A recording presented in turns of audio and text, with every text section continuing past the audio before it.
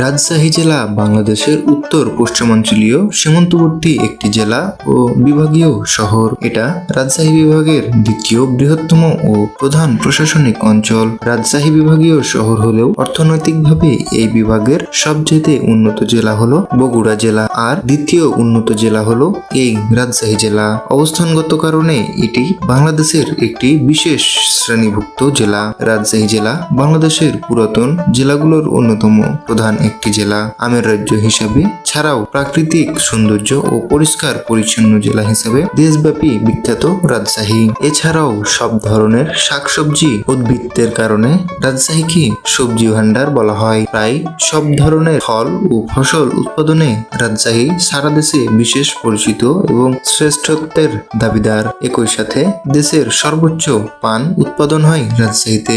রাজশাহীকে শিক্ষানগরী এবং রেশমনগরীও বলা হয়। রাজশাহী জেলার উত্তরে নওগাঁ জেলা, দক্ষিণে কুষ্টিয়া জেলা, পদ্মা নদী ও ভারতের পশ্চিমবঙ্গ, পূর্বে নাটোর জেলা, পশ্চিমে চাঁপাইনবাবগঞ্জ জেলা। দেশের প্রধানত নদী পদ্মা এই জেলার সীমান্ত দিয়ে ভারত থেকে বাংলাদেশে প্রবেশ করেছে। এই জেলার মোট আয়তন 2407.1 বর্গ কিলোমিটার। এই জেলার নামকরণ নিয়ে প্রচুর মত পার্থক্য রয়েছে, তবে ঐতিহাসিক অক্ষয় কুমার মৈত্রের মতে রাজশাহী রানী ভবানীর দেয়া নাম। অবশ্য মি গ্রান্ট লিখেছেন যে রানী ভবানীর জমিদারিকেই রাজশাহী বলা হতো এবং এই চাকলার বন্দোবস্তের কালে রাজশাহী নামের উল্লেখ পাওয়া যায়। পদ্মার উত্তরাঞ্চল বিস্তীর্ণ এলাকা নিয়ে পাবনা পেরিয়ে ঢাকা পর্যন্ত, এমনকি নদিয়া, যশোর, বর্ধমান, বীরভূম নিয়ে এই এলাকা রাজশাহী চাকলা নামে অভিহিত হয়। অনুমান করা হয় রামপুর এবং বোয়ালিয়া নামক দুটি গ্রামের সমন্বয়ে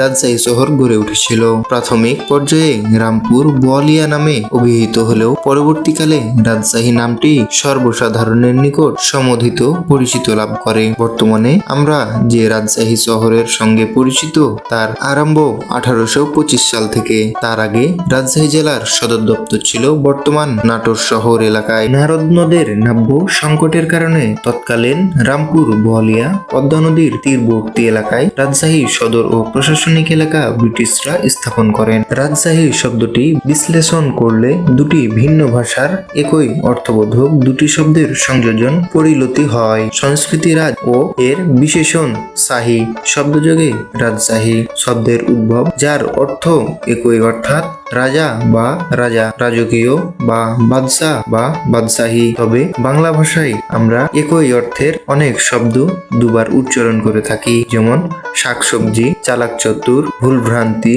ভুল ত্রুটি, চাষ আবাদ, জমি জিরাত, ধার দেনা, শিক্ষা দীক্ষা, দিন দুঃখী, ঘষা মাজা, মান সম্মান, দান খয়রাত, পাহাড় পর্বত, পাকাপোক্ত, বিপদ আপদ ইত্যাদি। ঠিক তেমনি করে অদ্ভুত ধরনের এই রাজশাহীর শব্দের উদ্ভব যে এভাবে ঘটে থাকতে পারে তা মোটেই উড়িয়ে দেখা যায় না। এই নামকরণ নিয়ে অনেক কল্পকাহিনীও রয়েছে। সাধারণভাবে বলা হয় এই জেলায় বহু রাজা জমিদারের বসবাস, এজন্য এই জেলার নাম হয়েছে রাজশাহী। কেউ বলেন রাজা গণেশের সময় 1414 থেকে 1418 খ্রিস্টাব্দে রাজশাহী নামের উদ্ভব। 1984 সালে বৃহত্তর রাজশাহীর 4টি মহকুমাকে নিয়ে রাজশাহী, নওগাঁ, নাটোর এবং নবাবগঞ্জ এই 4টি স্বতন্ত্র জেলায় উন্নতি করা হয়। নবাবগঞ্জ জেলা পরবর্তীকালে চাঁপাইনবাবগঞ্জ নামকরণ করা হয়। রাজশাহীতে একটি সরকারি বিশ্ববিদ্যালয়, একটি প্রকৌশল বিশ্ববিদ্যালয়, একটি মেডিকেল কলেজ, একটি মেডিকেল বিশ্ববিদ্যালয়, 4টি বেসরকারি বিশ্ববিদ্যালয়, 3টি সাধারণ বেসরকারি মেডিকেল কলেজ